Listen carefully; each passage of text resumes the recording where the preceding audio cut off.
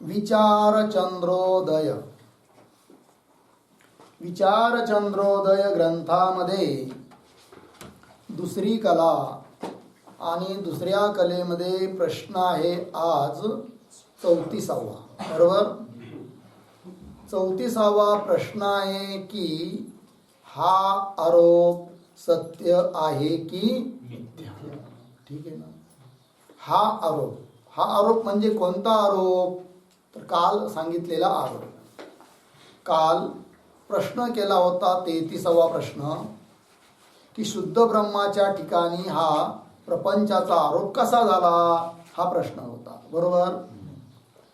ब्रह्म तर शुद्ध आहे, अविद्यादी मन रहित आहे.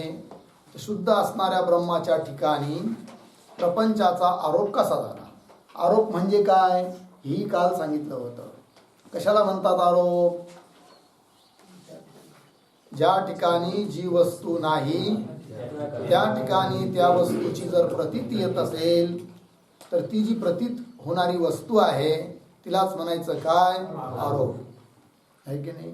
शुक्तीच्या ठिकाणी रजत नाही, पण रजत जर अनुभवाला येत असेल तर तो रजताचा शुक्तीच्या ठिकाणी काय आहे?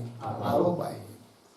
रज्जूच्या ठिकाणी सर्प नाही, पण सर्प आणि सर्पज्ञान दिसत आहे म्हणून तो काय आहे? आरोप. तसं शुद्ध ब्रह्मस्वरूपाच्या ठिकाणी जगत नावाचा कोणता वस्तू प्रपंच नाही. म्हणजे कस काय नाही वा, धडाधड एक जगत दिसत आहे की नाही. तो मनुष्य जातोय, हा येतोय, खातोय, पितोय, बसतोय, लग्न कार्य व्यवहार गाड्या घोड्या हे सारं जगत चालू आहे आणि तुम्ही नाही म्हणता. वा रे वा, कसं काय म्हणे. आहे की नाही. तर मला सांगा, स्वप्नामध्ये काय दिसत नाही? सर्वच दिसतं. आहे की नाही. जे जे आपल्याला जागृतीत दिसतं असले सर्व पदार्थ स्वप्नात दिसतात की नाही. हत्ती, घोडे, वाघ वगैरे, मंदिर, नदी वाहते वगैरे सर्व दिसत आहे. आणि स्वप्नात दिसत असताना स्वप्नात ते सर्व सत्यच वाटतं की नाही?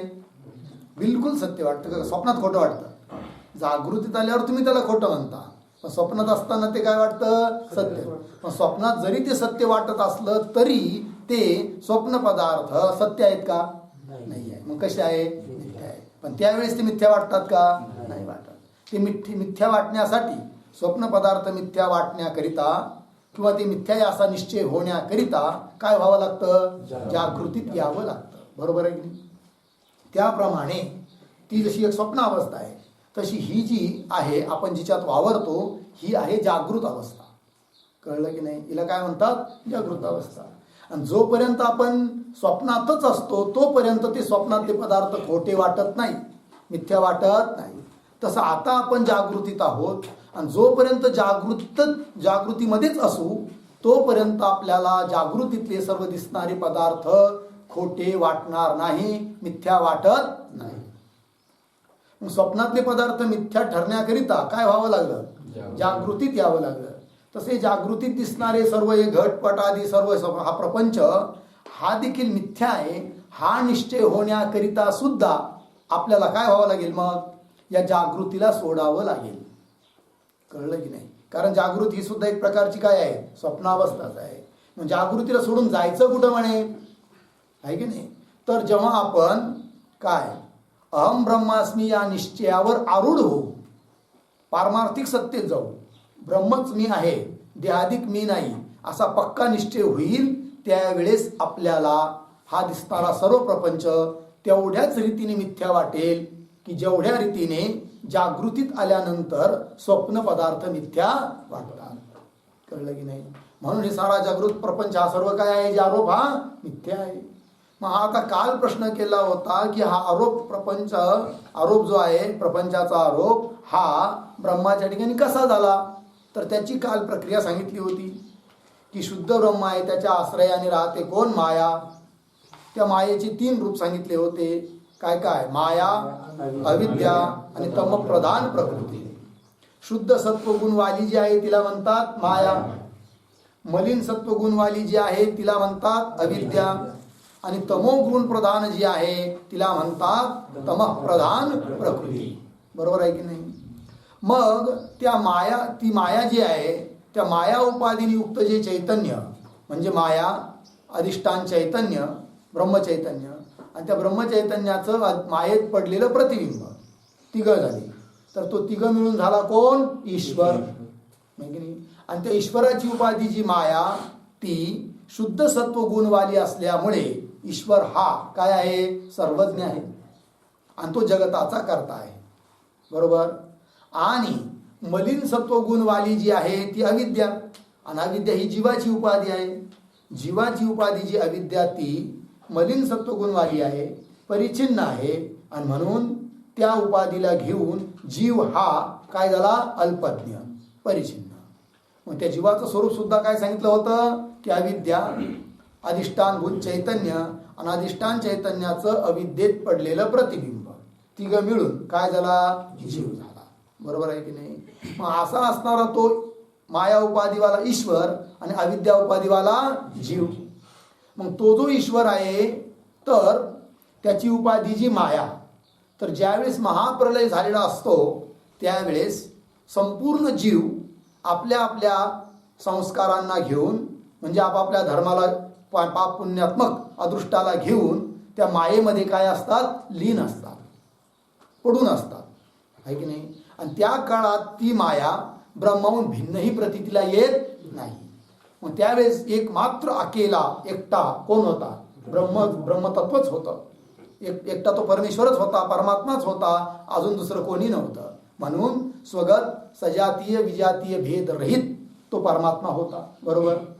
परंतु त्या मायारूप उपाधीमध्ये जे सर्व जीव आपापल्या उपाधीला घेऊन आणि संस्काराला घेऊन पडून आहेत, मग त्या त्या जीवांचं कर्म जेव्हा फल देण्याकरिता सन्मुख होतं त्यावेळेस त्या ईश्वराच्या ठिकाणी, मायोपाधिक चैतन्याच्या ठिकाणी एक संकल्प उत्पन्न होतो, इच्छा उत्पन्न होते की मी एक आहे, अनेक होऊ, आहे की नाही?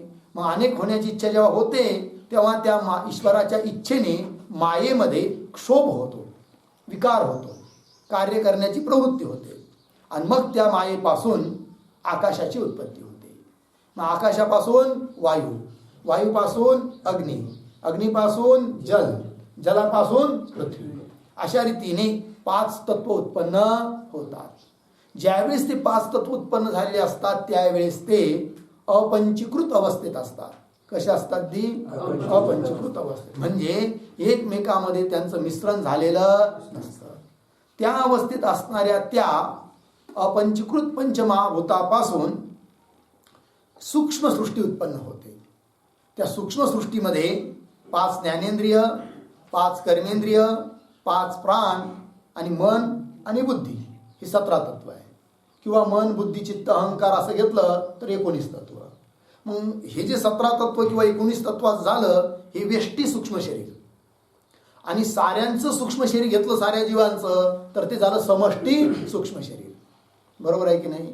मग ही सूक्ष्म सृष्टी उत्पन्न झाली. मग सूक्ष्म सृष्टी उत्पन्न झाल्यानंतर पुन्हा ईश्वराच्या इच्छेने अपंचीकृत असणाऱ्या त्या 5 महाभूतांचं काय होतं? पंचीकरण होतं. एकमेकामध्ये ते मिश्रित होतात, मिसळल्या जातात, आणि नंतर मिश्रित झाल्यामुळे अर्थात त्यांचं पंचीकरण झाल्यामुळे त्या भूतांच्या ठिकाणी स्थूलता येते. काय येते? स्थूलता. आणि मग त्या स्थूल पंचीकृत पंचमहाभूतापासून तुम्हा आम्हाला दिसणारं हे स्थूल शरीर आणि हा सारा प्रपंच उत्पन्न होतो. बरोबर आहे की नाही?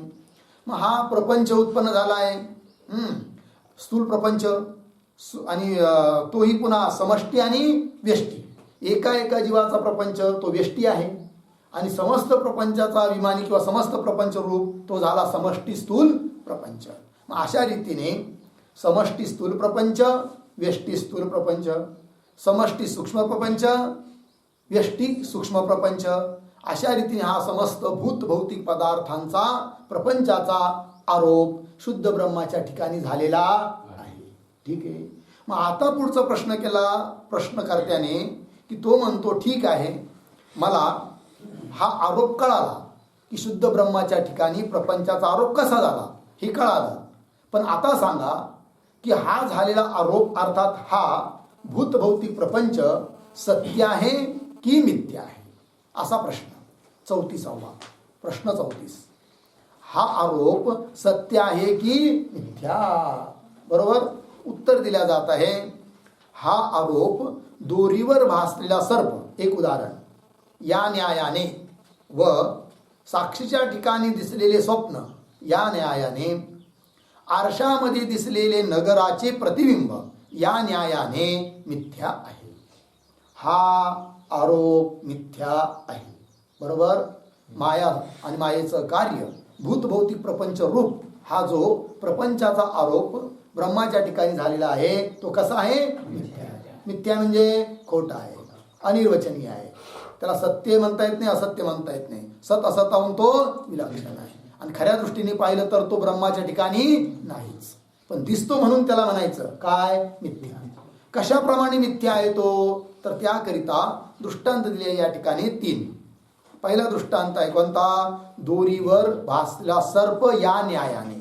न्यायाने म्हणजे प्रमाणे आहे की नाही, त्याप्रमाणे असा. तर दोरी संध्याकाळच्या वेळेस आपण जेव्हा रस्त्याने फिरायला निघतो आणि मंद अंधकार असतो, म्हणजे पूर्ण प्रकाश नसतो आणि पूर्ण अंधकार पण नसतो, त्याला म्हणतात मंद अंधकार. त्याच्यामध्ये स्पष्ट बोध होत नाही एखाद्या कोणत्याही वस्तूचा, झावळं वावळं दिसतं. कळलं की नाही? मग समोर त्या रस्त्यावर पडलेली होती दोरी. काय पडलेली होती? दोरी, रज्जू, दोरखंड, 1-2 फुटाची दोरी. आत्ताच तिथून गाडी बैल गेली आणि त्या गाडी बैलाच्या काहीतरी एक दोरी तुटली आणि ती रस्त्याने पडलेली होती. आणि चालले हे लोक फिरायला आणि मग बघतायत, अरे अरे बापरे, बाजूला बाई काहीतरी आलं. अरे म्हणजे काय आहे? घाबरू नको, लय मोठा आहे. काय मोठा आहे? साप. काय आहे जी? सर्प. त्यांना काय वाटलं? सर्प. वस्तुतः सर्प आहे का तिथं? नाही आहे, पण सर्प वाटला ना. मग दोरीवर भासला सर्प जर कोणी विचारलं तुम्हाला सत्य की मिथ्या, काय उत्तर? मिथ्या आहे, खोटा आहे. का बरं मिथ्या आहे? टिकत नाही तो ज्ञानापुढे. दोरीचं ज्ञान झालं, अधिष्ठानाचं ज्ञान झालं तर टिकत नाही, म्हणून तो काय आहे? मिथ्या आहे. ज्ञानाने निवृत्त होतो म्हणून मिथ्या आहे. बरोबर. मिथ्या आहे सर्व. त्याप्रमाणे हा प्रपंच मिथ्या आहे, आरोप मिथ्या आहे. एक दृष्टांत झाला. दुसरा दृष्टांत दिलाय कोणता? साक्षीच्या ठिकाणी दिसलेले स्वप्न या न्यायाने, म्हणजे याप्रमाणे. आता ज्यावेळेस आपलं स्वप्न पडतं त्यावेळेस चैतन्य तर सर्व ठिकाणी आहेच. मग अंतःकरणोपहित चैतन्य, त्याला साक्षी म्हणतात. मग साक्षी आहे आणि त्या साक्षी या अधिष्ठानावर आपल्याला समस्त स्वप्न प्रपंच दिसत असतो. काही नाही, नदी, पर्वत, बरोबर, मंदिर, गाव, गाडी सारं दिसतं. परंतु तो स्वप्न प्रपंच सत्य आहे का मिथ्या आहे? मिथ्या आहे. तो काही सत्य नाही आहे. ज्याप्रमाणे तो स्वप्न प्रपंच मिथ्या आहे त्याप्रमाणे ब्रह्मस्वरूपाच्या ठिकाणी झालेला हा जो जगताचा आरोप तो सुद्धा मिथ्या आहे. आता पुन्हा प्रश्न, स्वप्न पदार्थ मिथ्या का समजा, असा प्रश्न विचारला. काय उत्तर? तो ज्ञानाने निवृत्त होतो. ज्ञान निवर्तत्व आहे त्याच्या ठिकाणी. जी जी वस्तू ज्ञानाने निवृत्त होत असते ती कशी असते? मिथ्या असते. जसा तो स्वप्न प्रपंच मिथ्या आहे त्याप्रमाणे हा जागृतीतला प्रपंच सुद्धा काय आहे? मिथ्या आहे. बरोबर. आणखीन एक दृष्टांत दिला आहे.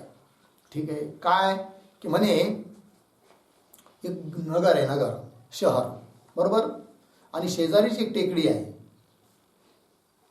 पर्वत बी नाही मोठा, थोडीशी उंच टेकडी आहे. आणि फिरण्याकरिता तुम्ही त्या टेकडीवर गेलात, बरोबर. योगायोग असा की तुमच्याबरोबर एक मोठा आरसा आहे, बरोबर, आणि सहज गंमत म्हणून तुम्ही आरशात बघताय. नगर सारं खाली आहे टेकडीच्या, तुम्ही टेकडीवर आहात उंच ठिकाणी, आणि एकाने असा आरसा धरला. त्या आरशामध्ये संपूर्ण शहराचं प्रतिबिंब पडू लागलं, आहे की नाही. मग त्या आरशामध्ये सर्व दिसत आहेत. घर दिसत आहेत, घरावरची पताका फडकताना दिसते आहेत, रस्ते दिसत आहेत, रस्त्याने गाड्या धावताना दिसत आहेत, आहे की नाही. सर्व काही जे जे घडत आहे ते सर्व दिसतं कुठं? आरशात. बरोबर. मग आता व्यावहारिक सत्तेतलं जे नगर ते जरी व्यावहारिक सत्य असलं पण आरशात दिसणारं व्यावहारिक तरी सत्य आहे का? नाही आहे. मग आरशात मात्र सर्व दिसू राहिले की नाही? सर्व क्रिया दिसू राहिली, माणसं दिसत आहेत, गाड्या धावताना दिसत आहेत, सर्व काही दिसत आहेत. तरी पण आरशात दिसणारं ते नगर कसं आहे? मिथ्या आहे. त्याप्रमाणे हा समस्त दिसणारा प्रपंच ब्रह्मस्वरूपाच्या ठिकाणी आरोपित भूतभौतिक प्रपंच, आकाश, वायू, अग्नी, जल, पृथ्वी आणि त्यांचं कार्य, हे सर्वच्या सर्व कसं आहे? जी मिथ्या आहे. कारण याची सुद्धा या प्रपंचाची सुद्धा काय होते, ज्ञानाने निवृत्ती होते. आणि ज्ञानाने निवृत्ती ज्या वस्तूची होते ती वस्तू कशी असते, मिथ्या असते. म्हणून ब्रह्मस्वरूपाच्या ठिकाणी हा झालेला जो आरोप तो कसा आहे, जी मिथ्या आहे. कळलं? चला पुढे. आरशामध्ये दिसलेले नगराचे प्रतिबिंब या न्यायाने मिथ्या आहे हा आरोप. बरोबर. पुढचा प्रश्न आहे 35वा. हा आरोप कशापासून होतो? बरोबर आहे. हा आरोप कशापासून होतो म्हणजे ह्या आरोपाचं कारण काय आहे. जसा दोरीवर सर्पाचा आरोप आहे, त्याचं कारण काय बरं, दोरीचं अज्ञान आहे की नाही. जर दोरीचं ज्ञान असतं, समजा ही दोरी आहे असं ज्ञान असतं तर सर्प वाचला असता का, नाही. दोरीचं काय आहे, अज्ञान, आणि म्हणून सर्पाची प्रतीती. बरोबर आहे की नाही. त्याप्रमाणे हा जो दिसणारा आरोप आहे भूत भौतिक प्रपंच, याला सुद्धा मूल कारण कोण, माया. माया म्हणजेच कोण, अज्ञान. तेच दिलं आहे. हा आरोप अज्ञानापासून होतो आहे नाही. ब्रह्मस्वरूपाचं काय आपल्याला, अज्ञान. ज्ञान अज्ञान आहे आणि अज्ञान आहे म्हणून हा प्रपंचाचा काय झाला, आरोप. कळलं की नाही. चला आता पुढचा प्रश्न आहे 36वा. ठीक. हा आरोप केव्हा व कशाकरिता झालेला असेल, हा विचार कसा व्हावा. बरोबर. म्हणजे काय, हा जो प्रपंचाचा आरोप आहे केव्हा झाला, पहिला प्रश्न. त्याच्याच अंतर्गत बरं झाला ते झाला, तो कशाकरता झाला. बरं याचा विचार आपण करू लागलो तर हे विचार करणं उचित का नाही, कसं काय सांगा बा, नाही की नाही. काय विचार चालू आहे की हा आरोप केव्हा झाला, कधी झाला आणि कशाकरिता झाला. बरं असा विचार करणं योग्य का योग्य असं विचारलं. पण हा विचार कसा व्हावा. कळलं. उत्तर दिल्या जात आहे. असे पहा की, उत्तर असे पहा की कोण्या पुरुषाच्या वस्त्रावर तेलाचा डाग पडला आहे. बरोबर.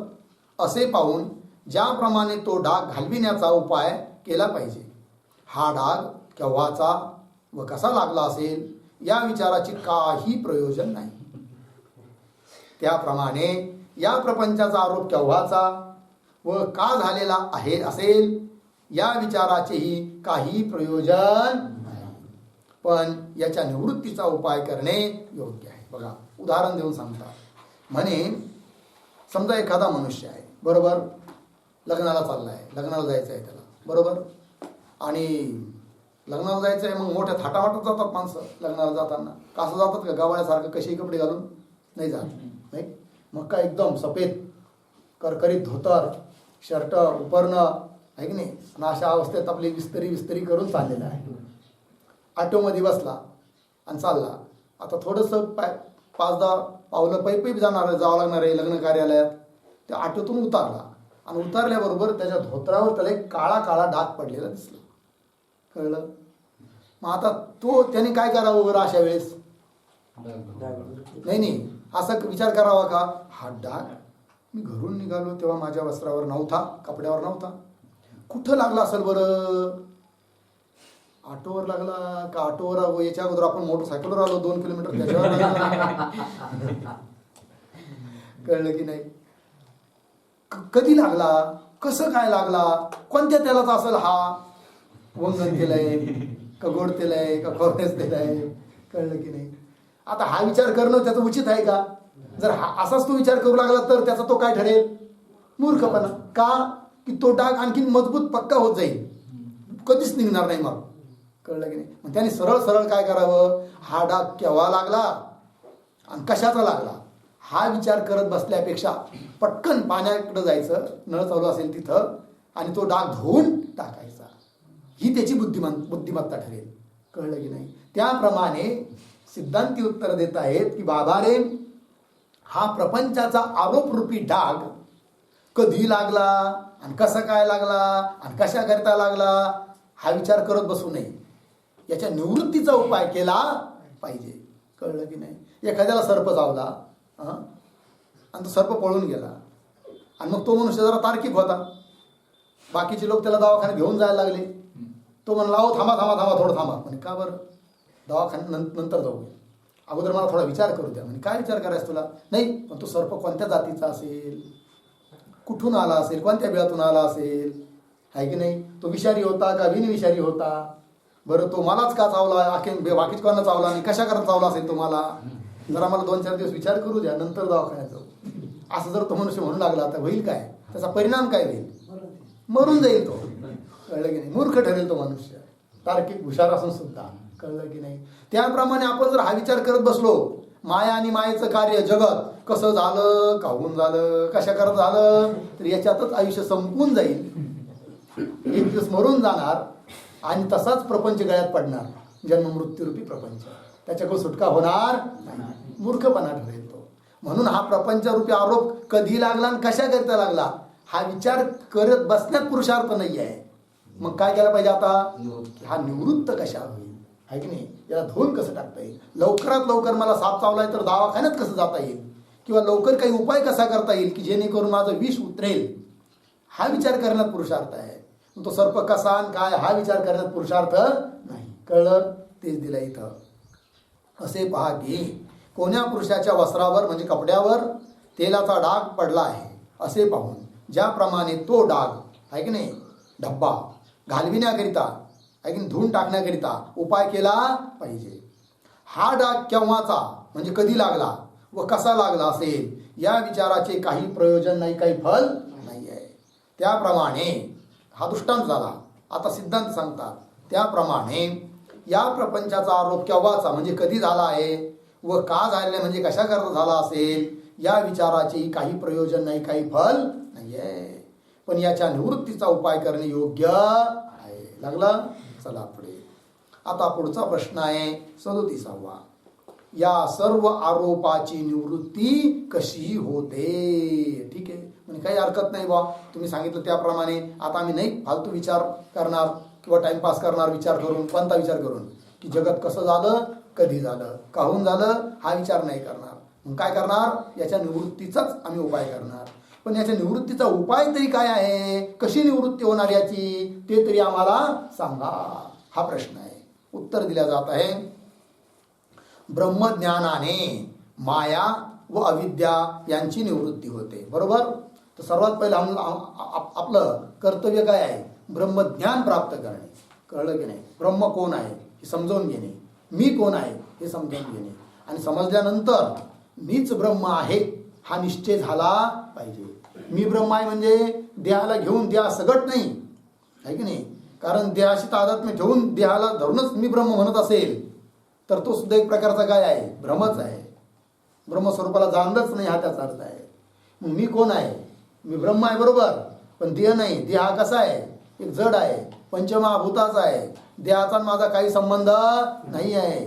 या सर्वांचा अधिष्ठान भूत जे चैतन्य तत्व सत चित अनंत घन परमात्मा ब्रह्म ज्याला म्हणतात, अखंड एक रस, ते माझं स्वरूप आहे. मग आपला जो अहम मीपणा या देहाला चिकटलेला आहे की नाही, तिथून तो काढायचा. हा देह मी नाही आहे. आणि मी कोण आहे मग, जे निर्गुण निराकार आहे, जे इंद्रियांना दिसत नाही, इंद्रियातीत आहे, व्यापक आहे, अनादी आहे, उत्पन्न झालेलं नाही, अनंत आहे, त्याचा कधी नाश होत नाही, नैनम छिंदंती शस्त्राणी, असं असणारं जे ब्रह्मतत्व ते मी आहे. असा काय करायचा, निश्चय करायचा आहे. जसं दुसऱ्याच्या देहाविषयी, ते कुत्र्याचा देह चालला आहे, त्याच्याविषयी मी बुद्धी आहे का आपल्याला, असं वाटतं का हे शरीर माझं आहे म्हणून किंवा मी आहे म्हणून, असं वाटत नाही. दुसऱ्याच मनुष्य घ्या किंवा कोणी घ्या, बैल वगैरे, त्यांचं शरीर मी म्हणून आपल्याला वाटतं का, नाही.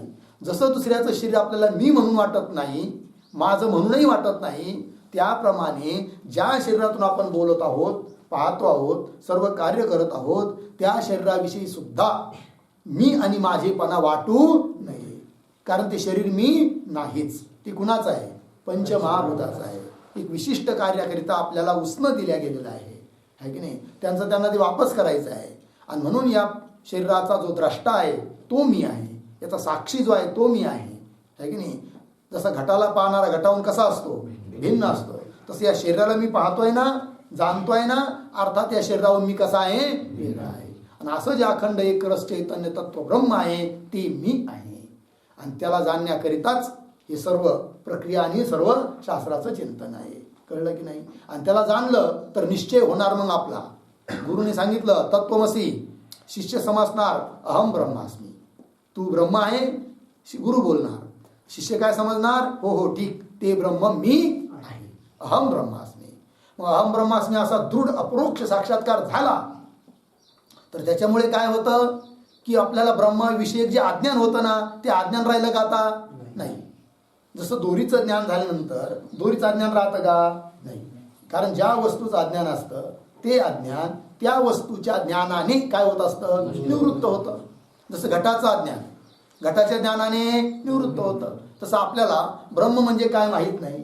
पण जेव्हा हा सारा विचार करून वृत्तीचा अभ्यास करून निधिध्यासन करून अहम ब्रह्मास्मी हा साक्षात्कार झाला अर्थात आता ब्रह्माचं अज्ञान राहिलं का? नाही. म्हणजे ब्रह्मविषयक अज्ञान निवृत्त झालं, माया निवृत्त झाली. आणि माया निवृत्त झाली पण पुढं काय होणार? मग क्रमाने देत आहेत. ब्रह्मज्ञानाने माया व अविद्या आहे नाही. ईश्वराची उपाधी माया, जीवाची उपाधी अविद्या यांची निवृत्ती होते. बरोबर. तसेच म्हणजे त्यानंतर काय होतं? मग कार्यसहित प्रकृतीची निवृत्ती होते. तिथं काय दिलंय? प्रवृत्तीची आहे ना, तर प्रवृत्तीची नाही प्रकृतीची. कार्यसहित, कार्य म्हणजे आकाशादी प्रपंच, तर कार्यासहित प्रकृतीची तमप्रधान प्रकृतीची काय होते? निवृत्ती होते. त्यामुळे त्यानंतर पुढे काय होतं? मग प्रकृती व ब्रह्म यांच्या संबंधाची निवृत्ती होते. तिथं या दिलंय की नाही? यांच्या पाहिजे. ठीक. काय अर्थ झाला? तर प्रकृती याच्या अगोदर त्यानंतर असा शब्द लिहू शकता तुम्ही. त्यानंतर प्रकृती व ब्रह्म यांच्या संबंधाची निवृत्ती होते. कारण प्रकृती अर्थात माया जोपर्यंत होती तोपर्यंत ब्रह्म मायेचा काय होता? संबंध. तो बी अनादी सांगितला होता की नाही. परंतु ब्रह्मज्ञान झाल्यानंतर मायाच निवृत्त झाली. तर मायाच निवृत्त झाली तर माया आणि ब्रह्माचा संबंध राहील का? त्याची काय होते? निवृत्ती होते. प्रकृती व ब्रह्म यांच्या संबंधाची निवृत्ती होते. बरोबर. त्यानंतर काय होतं? मग जीवाभावाची दिलंय की नाही? तिथं पाहिजे जीव भावाची व ईश्वर भावाची निवृत्ती होते. म्हणजे शुद्ध चैतन्याच्या ठिकाणी माया उपाधीमुळे आणि अविद्या उपाधीमुळे जो भाव आलेला आहे, अविद्या उपाधीमुळे जीव भाव आणि माया उपाधीमुळे ईश्वर भाव तोही राहत नाही. कारण जीव भाव आणि ईश्वर भाव येण्याकरिता ज्या उपाधी आहेत, कोण? अविद्या आणि माया, त्यांचीच निवृत्ती झाली तर जीव भाव आणि ईश्वर भाव पण राहत नाही. जसं घट फुटला, मठही फुटला, तर शुद्ध आकाशाच्या ठिकाणी जो मठाकाश भाव, घटाकाश भाव प्राप्त झाला होता तो आता राहील का? घटमट फुटल्यावर राहणार नाही. त्याप्रमाणे ब्रह्मज्ञान झाल्यामुळे माया आणि अविद्या यांची निवृत्ती झाली असल्याने त्या उपाधीमुळे येणारा जो ईश्वर भाव आणि जीव भाव आहे, अविद्या उपाधीमुळे येणारा जीव भाव आणि माया उपाधीमुळे येणारा ईश्वर भाव यांची काय होते? निवृत्ती होते. ते दिले आहे. त्यानंतर जीव भावाची व ईश्वर भावाची निवृत्ती होते. बरोबर. तसेच म्हणजे त्यानंतर पुन्हा ईश्वर व जीव यांच्या भेदाची निवृत्ती होते. आता जीव भाव आणि ईश्वर भाव जोपर्यंत होते तोपर्यंत त्यांचा भेदही होता. तो भेद सुद्धा कसा सांगितला होता? अनादी. जरी तो अनादी असला भेद तरी तो अनंत नाही आहे, नष्ट होतो. आता जीव आणि भाव आणि ईश्वर भाव होते तोपर्यंत त्यांचा भेद. पण आता जीव भाव बी राहिला नाही, ईश्वर भाव बी राहिला नाही, तर त्यांचा भेदही राहत नाही. भेदाची पण काय होते? निवृत्ती होते. जीव व ईश्वर यांच्या भेदाची निवृत्ती होते. लागलं पुढे. त्यानंतर काय? मग बंधाची निवृत्ती होऊन, आहे की नाही? आता बंध ज्या उपाधीमुळे होता ती उपाधीच न राहिल्यामुळे बंधाची पण काय झाली? निवृत्ती. बंधाची निवृत्ती होऊन मोक्ष सिद्धी या ब्रह्मज्ञानापासून होते. ब्रह्मज्ञानाने काय? बंधाची निवृत्ती, आहे की नाही? या आरोपित प्रपंचाची बंधाची सारी निवृत्ती आणि मोक्ष भावाची प्राप्ती, आहे की नाही? मोक्ष भावाची प्राप्ती म्हणजे काय? मोक्ष प्राप्त म्हणजे काय? ब्राह्मी स्थिती, ब्रह्म बनणं, ब्रह्म होणं, ब्रह्म होऊन जाणं, ब्रह्मस्वरूप होणं, हीच काय आहे? हाच काय आहे? मोक्ष. बघा, निवृत्ती, बंधाची निवृत्ती होऊन मोक्ष सिद्धी या ब्रह्मज्ञानापासून होते. बरोबर. याप्रमाणे एकेकाळी सर्व आरोपांचा निवृत्तीरूप अपवाद होतो. बरोबर. याप्रमाणे म्हणजे या रीतीने एकेकाळी म्हणजे एकाच काळात एकाच क्षणात सर्व आरोपाचा निवृत्ती रूप अपवाद होतो. अपवाद अपवाद अपवाद म्हणजे काय? अगोदर सांगितलं होतं आरोप, नंतर अपवाद. आरोप म्हणजेच अध्यारोप, म्हणजे ज्याच्या ठिकाणी जे नाही ते सांगणं याला म्हणतात आरोप. आणि पुन्हा अधिष्ठानाचं ज्ञान झाल्यानंतर अरे रे रे हे याच्या ठिकाणी नाही आहे असं सांगणं त्याला म्हणतात काय? अपवाद. दोरीच्या ठिकाणी सर्प दिसतो म्हणून मानला तर तो झाला आरोप. आणि दोरीचं ज्ञान झालं, अरे सर्प इथं नाहीच हा निश्चय झाला, म्हणजे काय झाला? अपवाद. ठीक आहे ना. तर प्रपंचाचा आरोप कसा होतो हेही सांगितलं आणि त्याचा अपवाद कसा करायचा हेही इथं सांगितलं. बरोबर. बघा, एकेकाळी एकाच क्षणामध्ये सर्व आरोपाचा निवृत्ती रूप अपवाद होतो. टिप्पणी दिली 1 नंबर, खाली टिप्पणी पहा. सर्प व त्याच्या ज्ञानाचा बोध होऊन, असं आहे की नाही? तर बोध नाही, तिथं बाध असं पाहिजे, वरचा मात्रा काढून टाका. सर्प व त्याच्या ज्ञानाचा, सर्प आणि सर्पाचं ज्ञान यांचा बाध होऊन केवळ दोरीचे ज्ञान राहणे, बस ही दोरीच आहे असा निश्चय होणं. ठीक आहे ना. म्हणजे काय झाला? सर्पाचा अपवाद, सर्पही राहिला नाही आणि त्याचं ज्ञानही राहिलं नाही. तसं त्याप्रमाणे प्रपंच आणि त्याचे ज्ञान या दोन्हींचा निराश होऊन, बरोबर, निराश होऊन म्हणजे निवृत्ती होऊन, कोणाकोणाचा? प्रपंच आणि प्रपंचाचं ज्ञान. त्याप्रमाणे प्रपंच आणि त्याचे ज्ञान या दोन्हींचा निराश होऊन शुद्ध ब्रह्म जे अधिष्ठान त्याचा बोध होणे, बोध होणे म्हणजे ज्ञान होणे, त्याचं ज्ञान होणे याला अपवाद म्हणतात. ठीक आहे ना जी. ब्रह्म होऊन जाणे, ब्राह्मी स्थिती प्राप्त होणं म्हणजेच प्रपंचाचा अपवाद होणं आहे. बरोबर. चला पुढे. पुढचा प्रश्न आहे, प्रश्न नंबर आहे 38. हे ब्रह्मज्ञान कोणापासून होते? म्हणे का हो एवढं विशेष आहे ब्रह्मज्ञान की ब्रह्मज्ञान झाल्याबरोबर समस्त बंधाची काय होते? निवृत्ती होते, अपवाद होऊन जातो, प्रपंचाचा निराश होऊन जातो, आहे की नाही? एवढं पॉवरफुल आहे कोण? ब्रह्मज्ञान. आम्हाला पण झालं पाहिजे. कशाने होईल सांगा? असा काय आहे प्रश्न. ब्रह्मज्ञानाचं कारण काय?